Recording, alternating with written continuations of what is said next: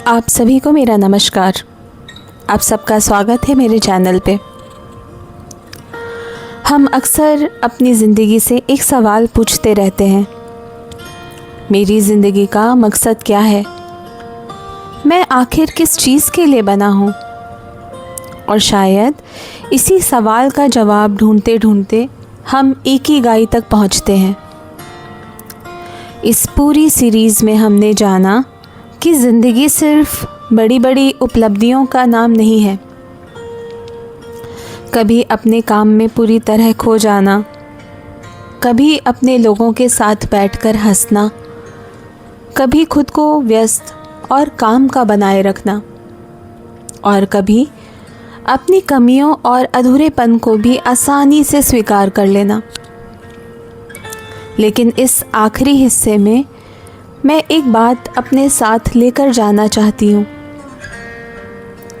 शायद इकिगाई कोई ऐसी चीज़ नहीं है जिसे एक दिन हम ढूंढ लेंगे और कहेंगे, हाँ बस यही मेरी ज़िंदगी का मकसद है। हो सकता है हमारा इकिगाई समय के साथ बदलता रहे।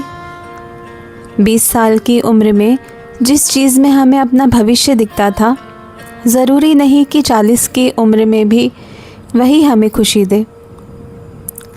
और इसमें कुछ भी गलत नहीं है, क्योंकि हम बदलते हैं, हमारी प्राथमिकताएं बदलती हैं, हमारे रिश्ते, सपने और हालात बदलते हैं।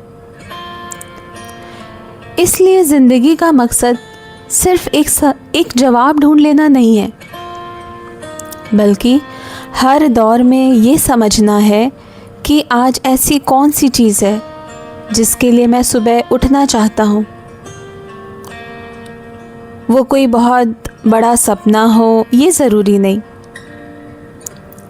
किसी के लिए उसका परिवार हो सकता है, किसी के लिए उसका काम, किसी के लिए पौधे लगाना, किसी के लिए कुछ नया सीखना,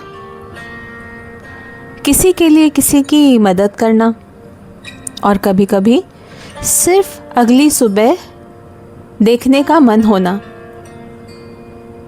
हम अक्सर सोचते हैं कि पहले सब कुछ ठीक हो जाए, फिर हम खुश रहेंगे। लेकिन शायद इकिगाई हमें इसका ठीक उल्टा सिखाता है। ज़िंदगी के ठीक होने का इंतज़ार मत कीजिए। जो ज़िंदगी आज आपके पास है, उसी में जीने की वजह ढूंढिए। कुछ अधूरे सपनों के साथ, कुछ गलतियों के साथ, कुछ परेशानियों के साथ, और कुछ छोटी छोटी खुशियों के साथ। क्योंकि आखिर में एक मीनिंगफुल लाइफ शायद परफेक्ट लाइफ नहीं होती। वो ऐसी ज़िंदगी होती है जिसमें हमें हर दिन कोई ना कोई छोटी सी वजह मिलती रहे, ये कहने की, हाँ कल सुबह फिर उठना है, अभी ज़िंदगी में कुछ बाकी है। और शायद यही हमारा इकिगाई है। इसी के साथ हमारी इकिगाई सीरीज़ यहीं ख़त्म होती है, लेकिन इसकी तलाश नहीं, क्योंकि अपने जीने की वजह हमें शायद हर दिन थोड़ी थोड़ी फिर से ढूंढनी पड़ती है, और ढूंढनी चाहिए भी।